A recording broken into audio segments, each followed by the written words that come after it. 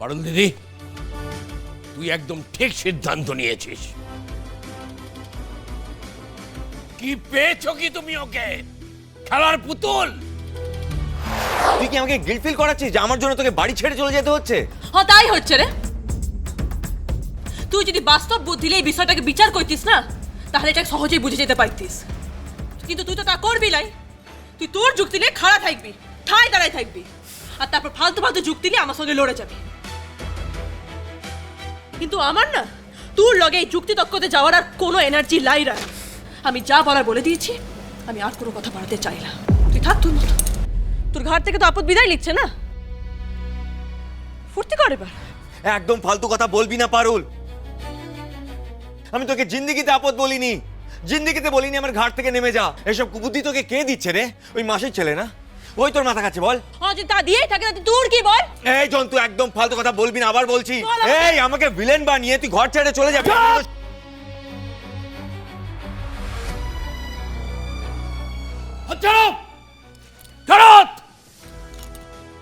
এক চড়ে তোমার দাঁত কপাটে ফেলে দেবো শয়তান ছেলে। আরে দাদু, তুমি আমাকে ঝাড়ছো কেন? আমার হাতে ডিভোর্স পেপার ধরিয়ে বলছে বাড়ি থেকে চলে যাবে, তার বেলা। বেশ করেছে। এটা করবে না তো কি করবে? পারুল দিদি, তুই একদম ঠিক সিদ্ধান্ত নিয়েছিস। কি পেয়েছো কি তুমি ওকে? খেলার পুতুল? ঠিক বলেছেন বাবা, আমারও একই মত।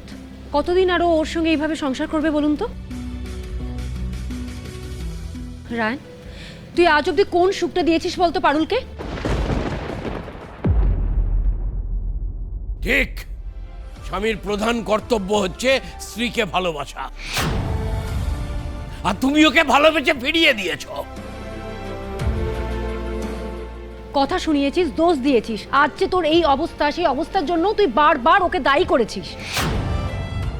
তাহলে কেন পারুল দিদি এসব সহ্য করবে? কেন থাকবে তোমার সাথে? ঠিকই তো, তোকে ভালোবেসে পারুল কি পেয়েছে?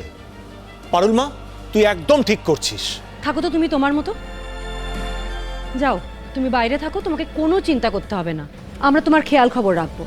কেন, বাড়ির মেয়েরা বাইরে গিয়ে পড়াশোনা করতে পারে না? তারা তো বাইরে গিয়ে পড়াশোনা এরকম করে, তখন তো তাদের একা একাই থাকতে হয়। আমরা মনে করব তুমি তাই করছো। ঠিক, রায়নটা একদম হাতের বাইরে চলে গেছে। সত্যি এবার এটা শেষ হওয়া দরকার। সব কিছু একটা লিমিট আছে, এভাবে আর কতদিন চলতে পারে? দেখ রায়ন, পারুল তোকে তোর জীবনের ট্র্যাকে ফিরিয়ে দিয়েছে, তোকে মঞ্চে পৌঁছে দিয়েছে, এবার ওর দায়িত্ব শেষ। সারাটা জীবন না তোর বেবি সিটিং করা ওর কাজ নয়। তুই যথেষ্ট বড় হয়েছিস রায়ন। তুই যখন তোর নিজেরটা বুঝে নিতে পারছিস, তখন দয়া করে ওকে ওর মতো বাঁচতে দে। সারা জীবন তুই যা বলবি তাই হবে নাকি রে? পারুলের ব্যক্তিগত পছন্দ অপছন্দ বলে কিছু থাকতে পারে না? পারুল বুঝদার মেয়ে, ও যা করেছে ঠিক করেছে, আর আমাদের সকলের সাপোর্ট আছে ওর সাথে। বেয়াদব ছেলে, তুমি যদি ভালোবেসে সংসার করতে তাহলে সব কিচ্ছু হতো না। আজকে যেটা হয়েছে তার দায় তোমার।